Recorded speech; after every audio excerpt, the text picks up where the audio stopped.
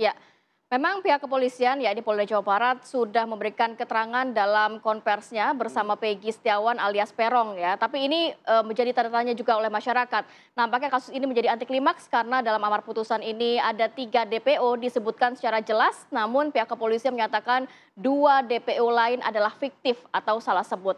Apakah kehadiran Linda nantinya juga bisa mengungkap kasus ini secara terang benderang? Kita lihat dulu informasinya berikut ini.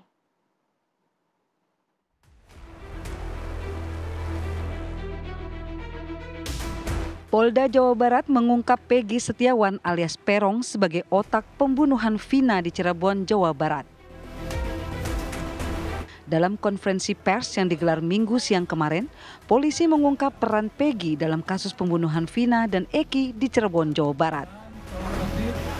Meski pihak kepolisian telah melangkah maju dengan merilis Peggy sebagai otak pembunuhan Vina dan Eki, pengacara Vina merasakan kejanggalan lantaran polisi menyatakan 2 DPO lainnya yaitu Dani dan Andi adalah fiktif dan menyatakan Peggy alias Peron adalah satu-satunya buronan dalam kasus pembunuhan sadis Vina dan Eki. Padahal dalam amar putusan hakim disebut ada 3 DPO. Sementara itu Peggy juga melakukan perlawanan. Dalam konferensi pers yang digelar Polda Jabar, Peggy berteriak dan mengatakan jika dirinya tak terlibat dalam pembunuhan Vina dan Eki. Pengacara Peggy mengungkapkan akan mengajukan gugatan pra-peradilan untuk membebaskan Peggy. Sebagai otak pembunuhan, Peggy dijerat pasal pembunuhan berencana dan Undang-Undang Perlindungan Anak dengan ancaman hukuman mati, seumur hidup, atau penjara 20 tahun. Lantas, akankah perlawanan Peggy Setiawan bergulir di sidang pra-peradilan? Lalu, apa pula yang membuat polisi menghapus 2 DPO? Akankah ditangkapnya sosok Peggy menguak misteri kasus pembunuhan Vina yang belum terungkap? Tim TV One mengabarkan. Saya rekan bahwa tersangka semua bukan 9, sehingga DPO ada 1. Untuk itulah kami selama ini meyakinkan bahwa 5 keterangan berbeda dari tersangka itu ada yang menerangkan 3, ada lagi menerangkan 3 dengan nama berbeda, ada yang menerangkan 5, ada yang menerangkan 1. Setelah kami melakukan penyidikan lebih mendalam, ternyata 2 nama yang disebutkan selama ini itu hanya asal sebut. Jadi tidak ada tersangka lain, namun apabila nanti di kemudian hari muncul tersangka lagi ya kami akan periksa. Tetapi sejauh ini fakta di dalam penyidikan kami, tersangka atau DPO adalah 1, bukan 3. Jadi semua tersangka jumlahnya 9, bukan 11. 8 melakukan persetubuhan, yang 1 tidak. Ya, untuk mencoba mengulik jawaban dari teka-teki DPO kasus Vina ini, kita akan hadirkan sejumlah narasumber pada pagi hari ini di studio. Sudah datang pada hari ini ada Komjen Purnawirawan Susno Duaji selaku Kabar Eskrim Polri 2008-2009. Selamat pagi. Selamat pagi, Assalamualaikum Pak Susno. Selamat Sehat pagi ya para Pak ya? pemirsa sekalian, alhamdulillah sehat. Iya, ada juga Bang Teguh Nasrullah selaku pakar hukum pidana, nanti bicara dari masalah pidana. Selamat pagi. Selamat pagi. Selamat pagi Pak. Melalui sambungan daring juga sudah tersambung bersama kita ada Reza Pramadia selaku perwakilan kuasa hukum Vina. Selamat pagi, Bang Reza.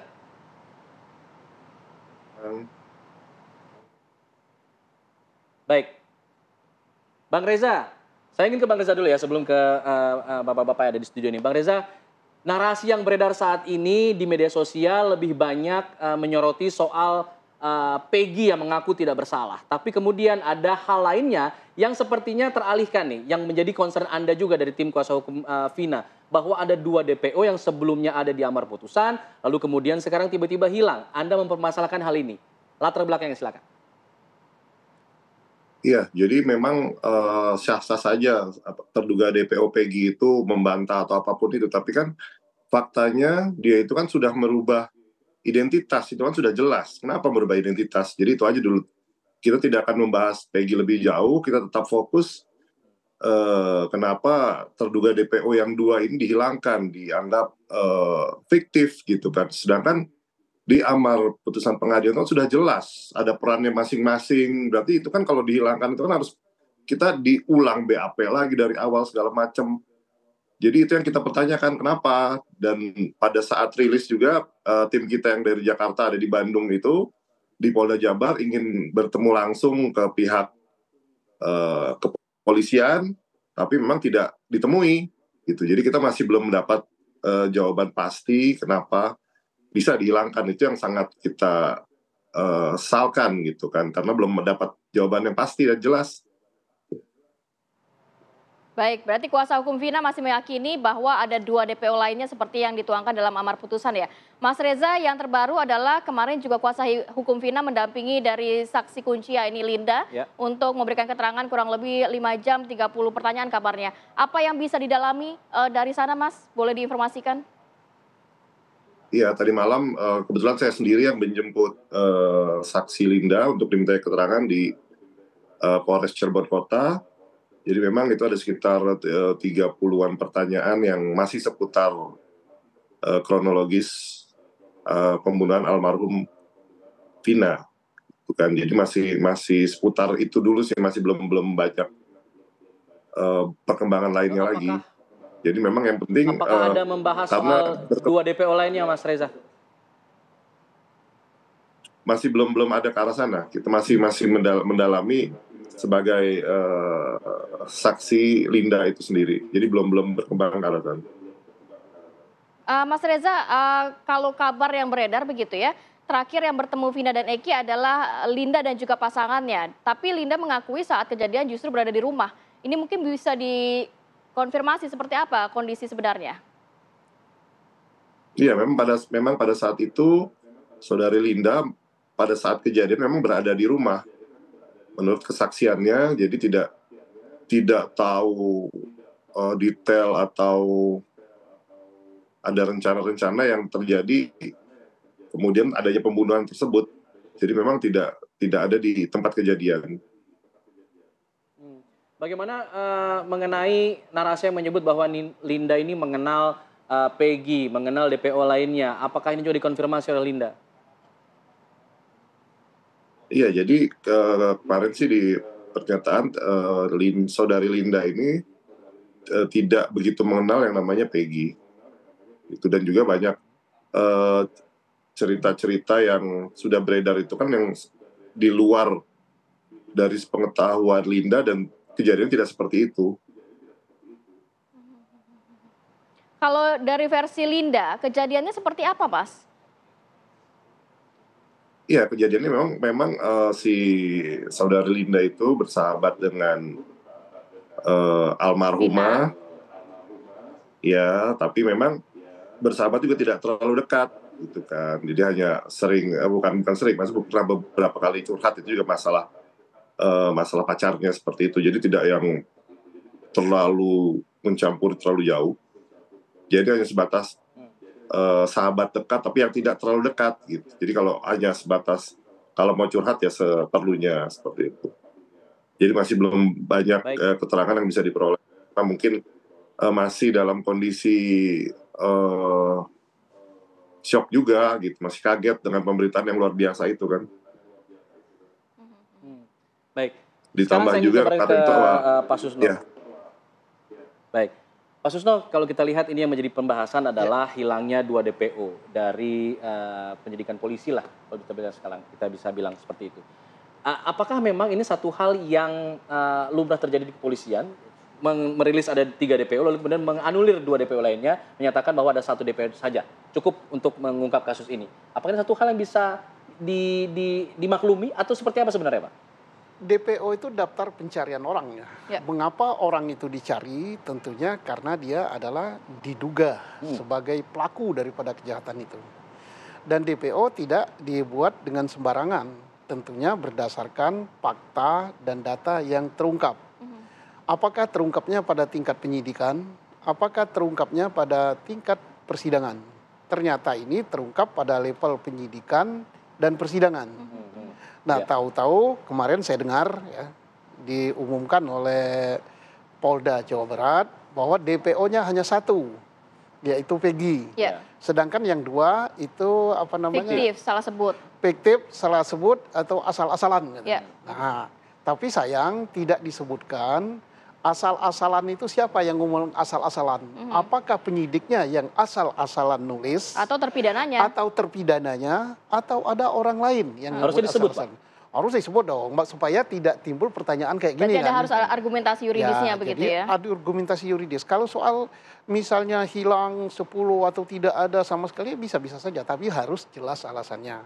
Nah, yang namanya DPO itu kan tidak sembarang langsung diketik gitu aja kan. Ya. Orang yang di DPO-kan itu adalah orang yang dicari tidak ketemu. Dan pasti sudah melalui proses cek and recheck tentunya begitu ya? Setelah dapat keterangan bahwa pelakunya ini, si penyidik atau polisi langsung mendatangi rumah itu. Kan alamatnya kan ada, dicari.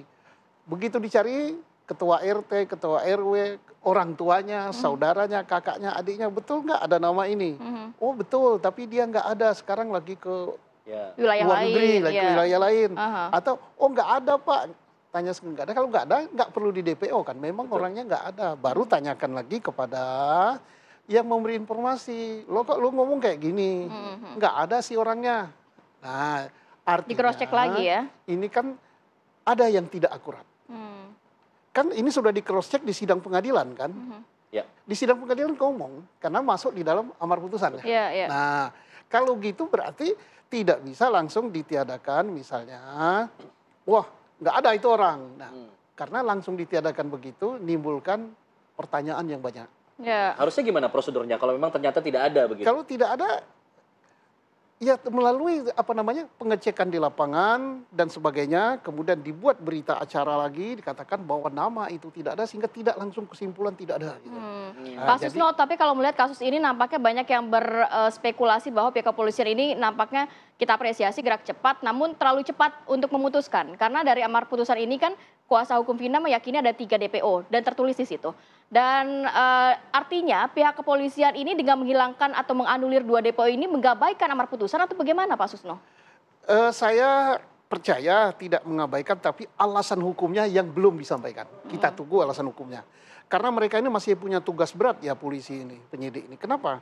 DPO sudah ketangkap 1 dan sudah jelas pasti tidak bisa dibantah betul Peggy. Ya. Tapi ingat, dari Peggy ini masih ada pertanyaan.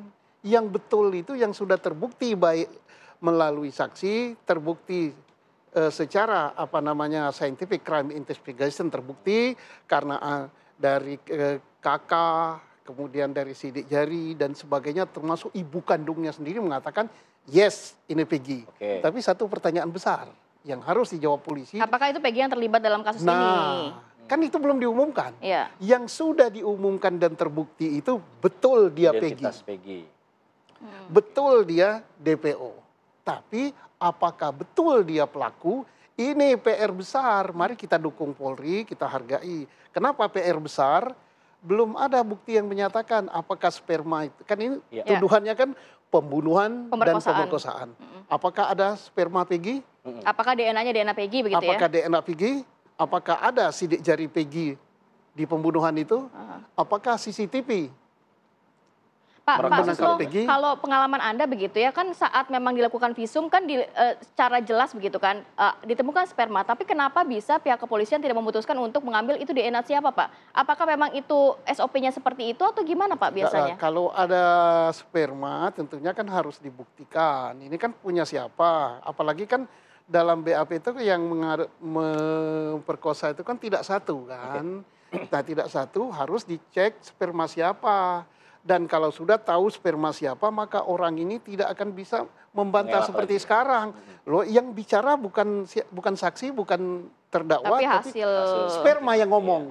Spermanya ngomong, mas, aku spermamu. Nah, nggak bisa membantah lagi seperti sekarang. Dan satu lagi, katanya ini tidak ada penganiayaan, kecelakaan. Kita belum lihat bajunya.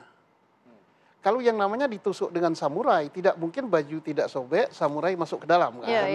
Nah itu harus ada itu. Kemudian CCTV-nya dan sebagainya. Dan ini kalau ya tanda petik, saya tidak mengatakan bahwa penyidikan ini salah.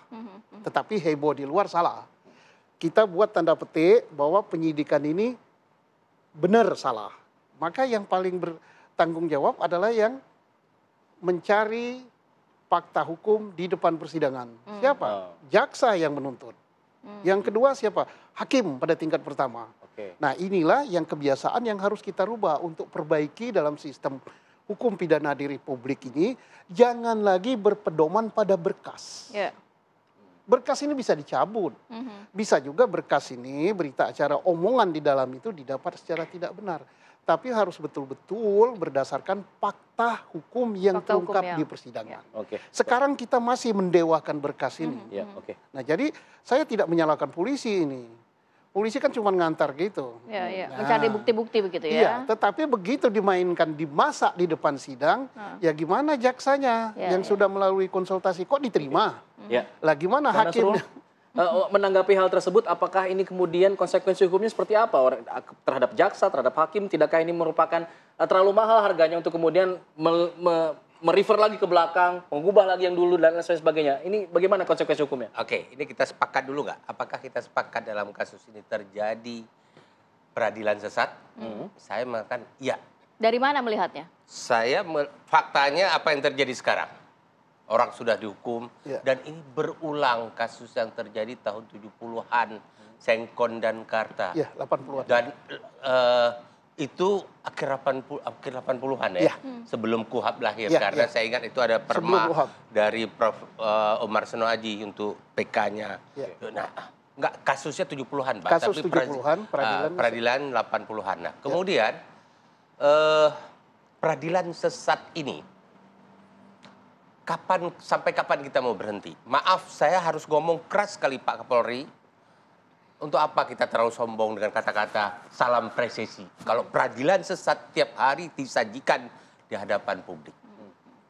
Mungkin Pak Susno tidak enak ngomong, tapi saya harus ngomong. Saya akademisi, Bang saya Nasrul, praktisi. peradilan sesat berarti di tahun 2016 ya? Bukan untuk penanganan sekarang kan? Ya, sekarang kita belum Belum ada, tahu. Bisa ya. saja terulang. Oleh karena tanda petik. itu, jangan terulang. Oke. Anda jangan jatuh di lubang yang sama.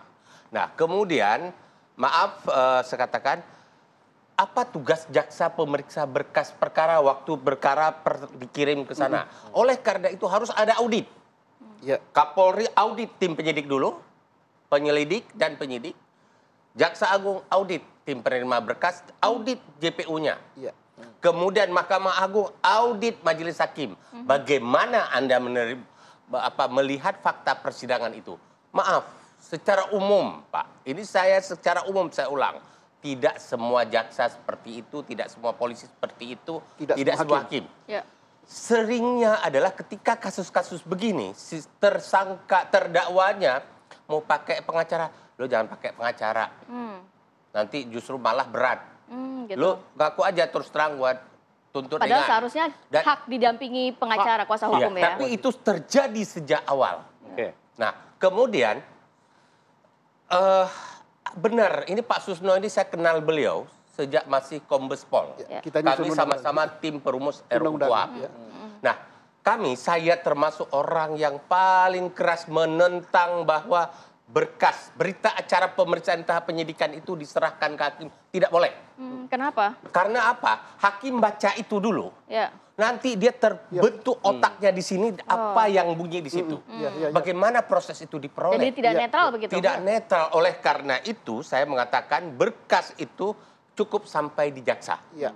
Oke. Di hakim tidak boleh diserahkan itu. Kemudian hakim hanya memperoleh surat dakwaan. Ya. Nah, silahkan kemudian gali fakta persidangan. Ya. Dan yang ada sekarang adalah hampir semua hakim sebelum sidang, Baca sebelum dulu. diperiksa saksi-saksi, siapa misalnya saksi Alfat mau diperiksa, dibaca dulu BAP-nya apa. Nanti dia sudah terbentuk di sini. Iya, opini. Nah, kemudian ketika di ruang sidang si Alfat mau merubah, saya tidak begitu. Loh, kamu ngomongnya begini Oke. dulu. Sudah kepetok Sudah situ. tepat Ah, pada itu ya. Jangan berbelit-belit. Ketika Tapi dia ini- berubah ini Dimarah. kita bicara fakta yang terjadi. Iya. Ketika dia merubah keterangannya, Ya. nanti waktu hakim menjatuhkan putusan ada hal-hal yang memberatkan dan meringankan. Di situ disebutkan berbelit-belit dan tidak mengaku terus terang. Itu sering kita baca. Nah. Padahal tidak boleh itu Bang Nasrul kan terjadi. tadi mengatakan harus ada audit nih. Ya. Semuanya diaudit lagi, jaksanya, hakim, lain sebagainya. Konsekuensinya apa? Hukumnya apa? Tapi dijawab setelah jeda. Tarik nafas dulu Bang, santai. Usai jeda kita kembali, tetap di sini Dapat Kabar Indonesia Pagi.